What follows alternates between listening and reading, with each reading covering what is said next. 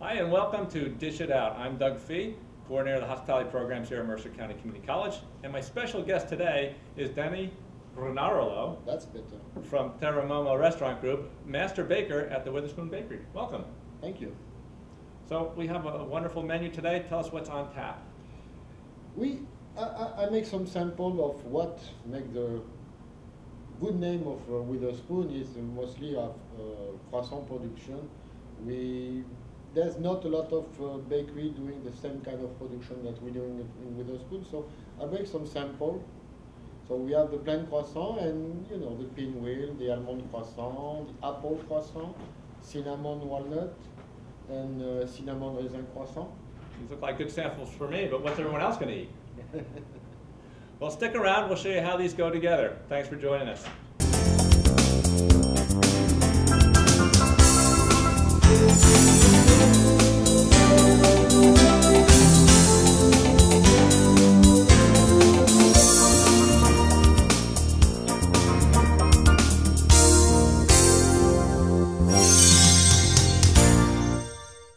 Hi, I'm Doug Fee, and welcome to another episode of Dish It Out. My special guest today is Chef Dennis Granarolo.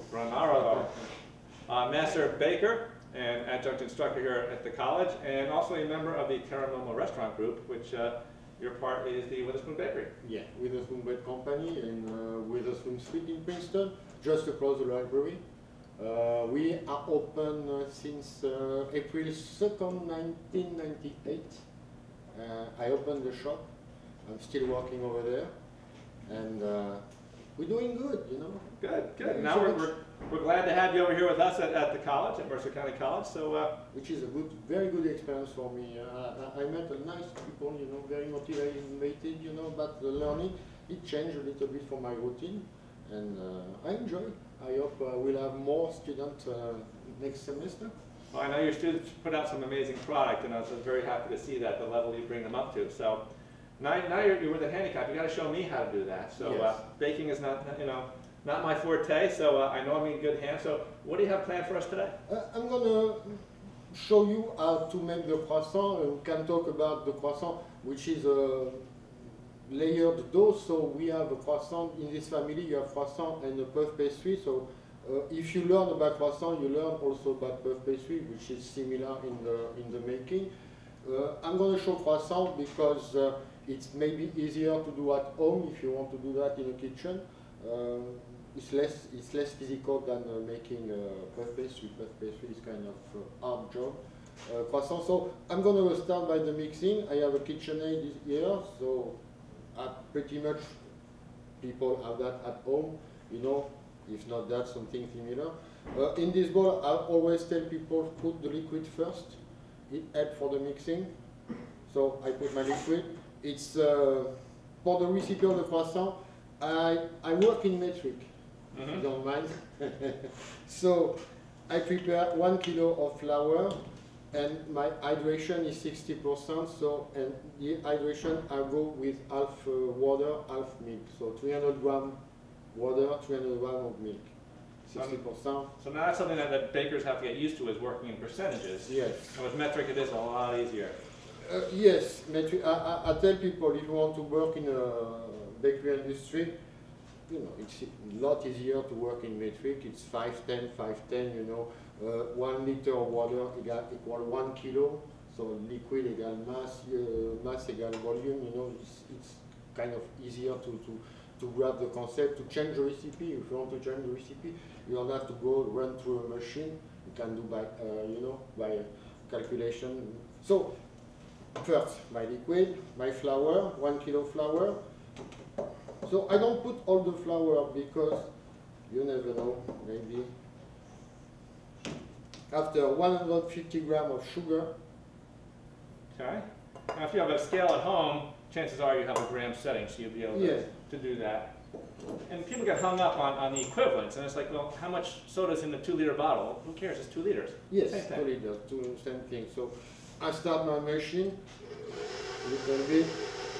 This is instant dry yeast that you can find in a supermarket. So it's 10 grams for 1 kilo of flour. And I add 20 grams of salt. So the salt in the bread industry is always the same percentage. Either you're making bread, either making croissant brioche, it's always 2% of the weight of the flour. Okay.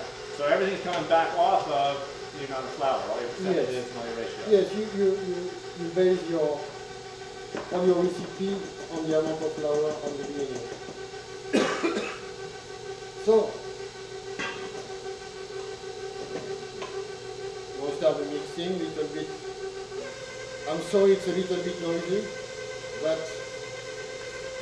you gotta make a little noise. Yeah, we have to mix around 10 minutes, you know. Okay. See you in 10 minutes.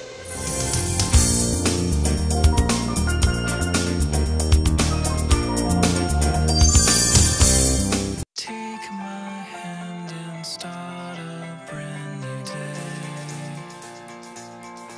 And together as one we'll start to see some change. Underneath everything we are, underneath everything we do, we are all people, connected, interdependent, united. And when we reach out a hand to one, we can influence the condition of all. That's what it means to live united. Our croissant dough is out of the mixer now? Yes, the croissant dough has been mixed. So this croissant dough you keep at room temperature, covered with a towel for at least 3 hours. In the bakery business, because we have machine, we have sheeder, you know, to do the layers, we leave the dough in the fridge because it becomes stiffer and the layers are more apparent than when you do by hand, you know. Right, right. So we are in a kitchen situation, so the dough is ready. I kind of flatten out to incorporate my butter. So the ratio for the butter is for the croissant, it's for a quarter of the weight of the dough is butter. For the puff pastry, half the weight of the dough is butter. Okay. Okay? So now, let me ask you, when you had to come to the States and you work with butters, how much of adjustment did you have to make for the dairy products being so different here? What do you mean? By quality or about... No, the butter fat content, salt content, that No, kind of thing. the butter fat, you know, when I came here, it was in 1998, you had good beginning of bakery and baking industry. You have some good baker, French baker. You had a French baker, Didier Rosada, who was working with King Arthur. He was working on the flour, on the butter, and the butter. You have good dairy here, you know. That's good to know. The only thing you have difference between France and here, everything is pasteurized here. You know, in France, when I was my first bakery, I was buying the milk in the farm directly. You know, to the farmers. Same thing by the eggs. I didn't go to a distributor or anything like that. You know, so maybe the quality, you know, but the taste was different. You know, so. Okay, so now we're ready to put in our butter? Yes. So how does that work? Basically, you dust a little bit your table. You're trying to make your dough relatively square, you know. And now the fun part is here. You have to pound your butter to make it square also. So you take your butter, place in the flour. This is 4 pounds of dough, so I have 1 pound of butter. Okay, now you let this sit out a little bit? Room temperature, you have more or less. The colder, the better. The colder, the harder to fold. That's the problem. So you gotta find that mix. You fold, and you try, when you fold your dough first time, try to go in the center to have the same amount of dough everywhere. Very important.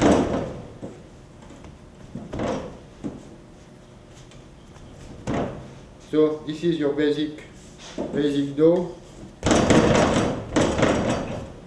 Don't be afraid to pound your dough. Who knew baking was so violent? It's why we work at night, you know, nobody's here. And this, so I'm a little too high, because you need to put your weight on the roller, otherwise it's going to take too long. and you're going to hurt your shoulder. So put always your weight as much as you can on your roller. And is that a technique you showed your students here at the, when they take yes, classes? yes. I show them by hand, but we have the chance to have a very nice machine. We do have some nice equipment here. Yes, except the oven. Well, you know, we're So always looking for basically- donations, so. Basically, this is a fold. The fold, you have your dough, you fold in 3 parts. You see? Okay. This has to sit half an hour, and you give another fold. Now, do I sit this out room temperature or do I put it back in the fridge? It depends, right? It depends. It depends It's always a catch. how physical fit you are, you know. If you are in a good shape, yes, put in a fridge. But you know, it's kind of hard. If you want to try, it's kind of hard. Literally, yes. Yeah. So yeah, in a bakery, we put back in a fridge at 35 degrees. Now, And, how many times have we folded this so far? you have to fold 3 times. After 3 times, your dough is ready to cut and to prepare for my croissant. And I'm gonna show after how to do that, you know, Okay. more or less. So we do our triple fold 3 times? 3 times, yeah. You have to do that 3 times. So this fold is a little bit short. In fact, we try to have this way. There you go, it's kind of this way.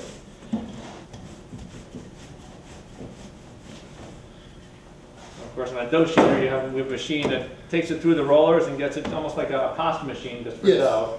Larger scale and gets the If you thickness want to that have a like. big production, you need a machine anyway. Yes. It's 2 time consuming, you know. Okay. And it's too tiring, in fact, you know. You work a lot on your shoulder. All right, so this is 1/3 of the way there? Yes. Okay. So we 3 do this- times that, and the dough is ready. So we can go to the dough. Okay. So we'll go to that next.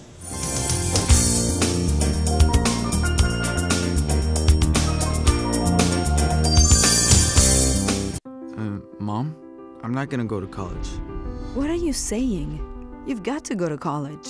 Well, they offered me a job, and Son, college is much more important. no, Yes. no, Mom. Yes. Anyways, it's my decision. Okay, well then decide what degree you're going to get because you will go to college. Their tomorrow depends on your words today. The Hispanic Scholarship Fund has the information you need to help your kids go to college. All right, so welcome back. We have our dough now. It's been folded 3 times, rolled out. Rolled and- out, so it's ready to cut and to show how to make. I'm going to show how to make basically a plain croissant and maybe 1 or 2 other shapes, maybe pinwheel. And it's a shame I don't have any cream, but so we're going to start by the plain croissant. Okay. So it's ready. I'm going to fold in half. Before you're going to add and cut here.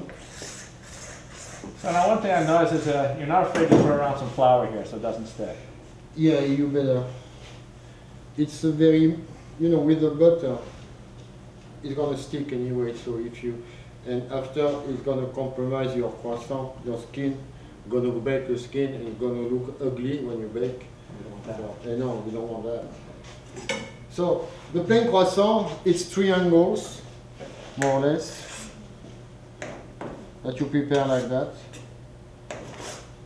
Now, when you do this at the shop, do you eye this up or do you have a No, roller? I have a roller and with the preformed croissant, so it's easier and it's more accurate, you know. Problem is by hand, sometimes the weight are not the same. And in a shop, you have to be consistent. The more you can. Naturally. All right. So the croissant, I'm gonna put some here. You take your triangle, stretch a little bit, stretch on the side, and roll it out this way. Oh, too much fun. You know, you have 1 plain croissant. This, So now how many croissants do you usually produce And then you're over at the shop. During a weekday, everything altogether, croissant about 450 piece. Okay. On the weekend, we can go to 1,000. So you've done this once or twice. Yes, and some million croissants behind me now, you know. Now we sell a lot of croissants with a spoon bread company. Not enough bread, but a lot of croissants. Yeah.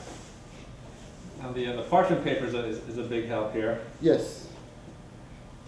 So you see, you put on a tray, and this has to raise to proof for maybe 2 hours, 2.5 hours at 80, 85 degrees Fahrenheit. Okay, so now proofing, you do that with humidity or? Yeah, it's better with a little bit of humidity, especially for, not too much, the hygrometry about 70, 75, you know, something like that.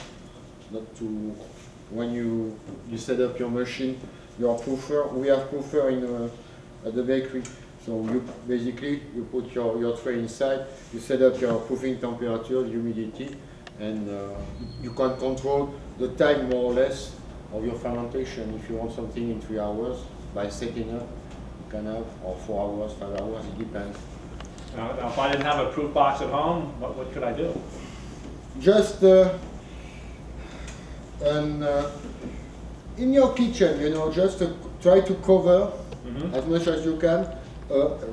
Not some, maybe a wrap. Yeah, you can wrap with a plastic wrap, not too tight to leave some space to grow. But you have to avoid to leave in outside, because you're gonna have a skin on your croissant which is gonna form, and this skin, the same, gonna forbid your croissant to raise correctly. And when you bake them, it's gonna look very, very not light, you know, very, very sad. Right, right. So Almost sad croissants. very sad croissant, you know. I finished what I did. Okay. This way, somebody wants to bake them after, you can put them in the fridge. We may find a volunteer or two around here to You know. sample some croissants. So, you know. And you can learn how to make your croissants here too at the college. We're very happy to bring you in, because Danae here teaches not only our breads class, but our advanced pastry class as well. So we have chocolate class, we have all kinds of fun stuff to come and play in our kitchens. And even on the non-credit side, you know, unlike our credit side students, our non-credit students get to come and play in our kitchens, and they don't have to do the dishes. It's not a bad deal. That's good. No, honestly, you have a nice philosophy here. I like it. Very nice. And if you want to check out more, we're on the web at mccc.edu/HRIM, and you can learn all about our programs and the fun stuff we have going on around here. So, all right, so that's one shape. One shape. I'm gonna show you very quickly the pinwheel, which is always good to do. So pinwheel, basically. Now, is there anything you can do with these scraps? Because I reuse at the bakery when all the scrap I reuse to mix the next production, next croissant. So I don't throw anything away. Oh, excellent. You know, I can use that. It's kind of a pre-ferment, which is very important when you mix a dough. To have some old dough, it helps a lot for the taste, for the shelf life. You know, so it's very important when you bake on a regular basis. Always keep a little piece of dough aside. It helps, you know, for the next bread. Starter almost. So, pinwheel, you see, I cut. It's like a cross, you know, at the beginning. They have a name, this cross. So, I'll leave the French pronunciations to you. What? I'll leave all the French pronunciations to you. Yeah, I have enough for both, I know. I struggle with English, and it's So, my only language.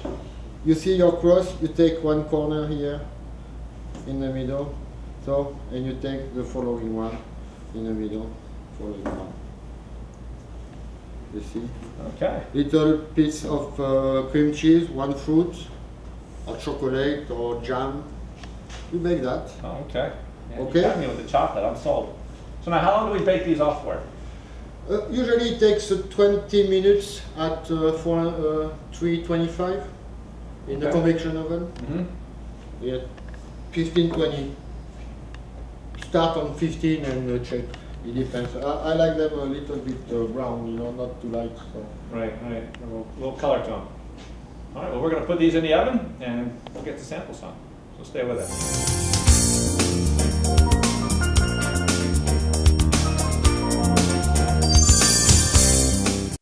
In 1977, an 8-year-old boy picked up the game of golf from his father.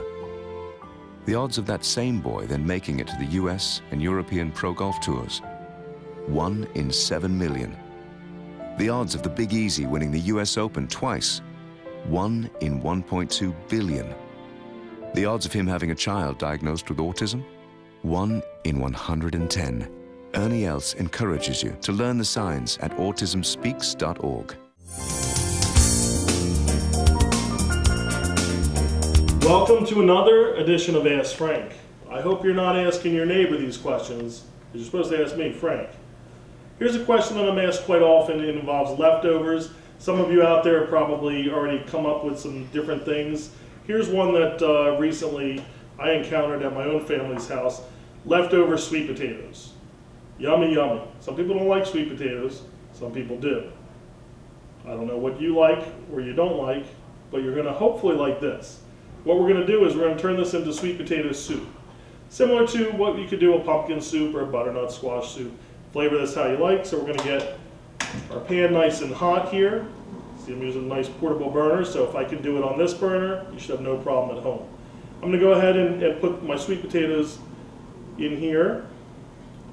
I can go ahead and save a little of that if I want, whatever you'd like to do. Put that aside.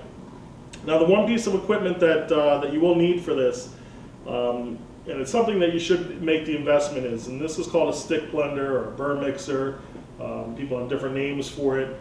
Basically what it does is it will go ahead and process inside this pot things like soup or sauces, and you can pick one up for probably around $30 in most of your stores in the area.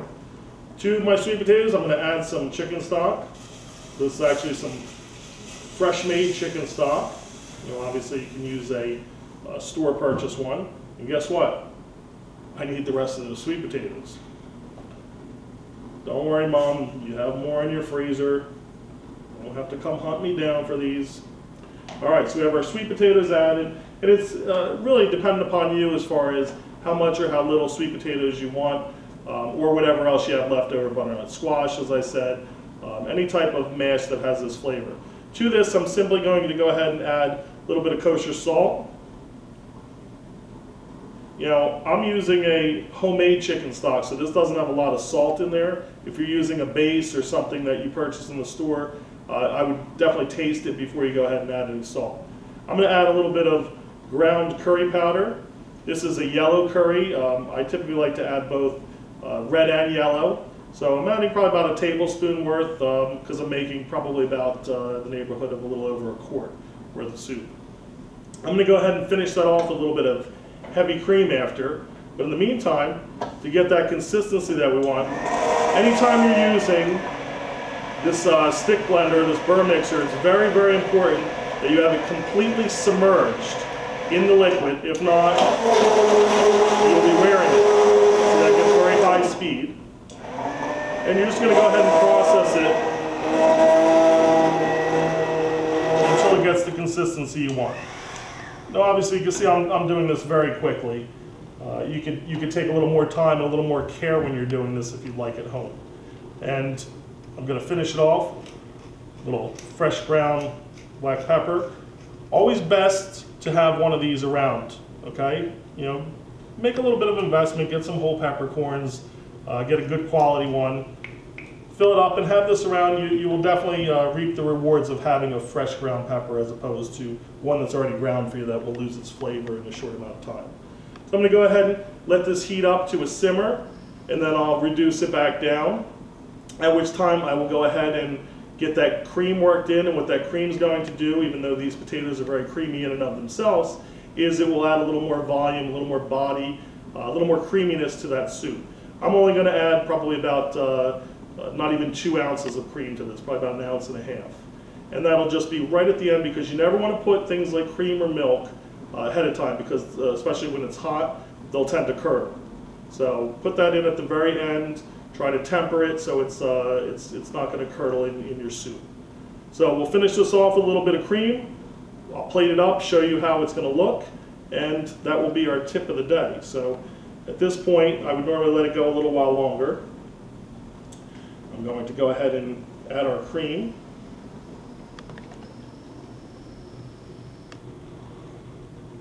I'm going to slowly get that going in there. Because like I said, I'm pouring it in kind of slow because I want to make sure that the temperature is not too much of a shock. Okay, so I put that cream in there. All right. And essentially, dare I paraphrase, soup is served. So I'm going to go ahead and plate this up, and I'll give this a taste. And basically how I would plate this up is I have my soup bowl here. Again, I would probably cook this a little bit more if I had a little more time right now, but I could use the magic of television to give myself more time. You see it's a nice soup here.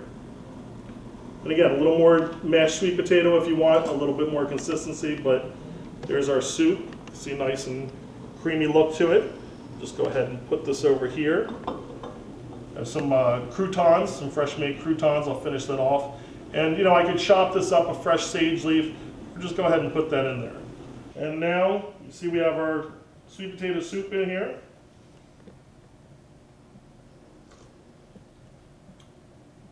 Ah, just like Mom never made. All right, so that's your tip of the day. Always utilize leftovers. It's very important because, as they say, waste not, want not. And as I always say, don't ask your neighbor. These culinary tips can come from only one source. Well, actually, they can come from many, but stop asking that neighbor. Ask me. I'm Frank. Have a great night. Hi, it's Elmo. And I'm Secretary Kathleen Sebelius. Elmo and Secretary Sebelius are here to tell you how to stay healthy this flu season. First, you learn to sneeze into the bend of your arm like this. Oh, very good. Always wash your hands really well. And remember to have a plan in case your child is too sick for school, so someone can stay home with them until they get better. Stay healthy, America.